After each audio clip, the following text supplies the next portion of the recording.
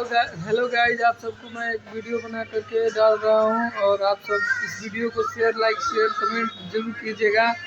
और ये देखिए हम लोग क्या बना रहे हैं। अभी आज के डेट में हमारा चिकन बन रहा है। ये देखिए चिकन, और इधर देखिए सब बैठा हुआ है माल मटेरियल। इधर देखिए क्या बना हुआ है, चावल।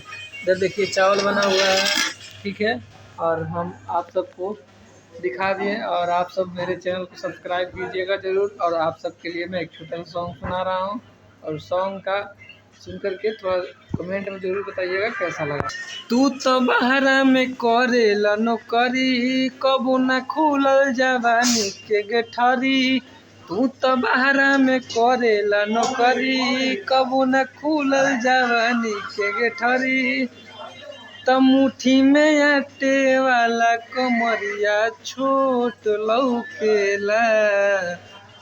मुट्ठी में आटे वाला कमरिया छोट लौकेला।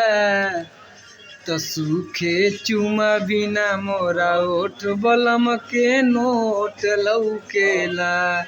सूखे चुमा बिना मोरा ओठ बलम के नोट लौकेला।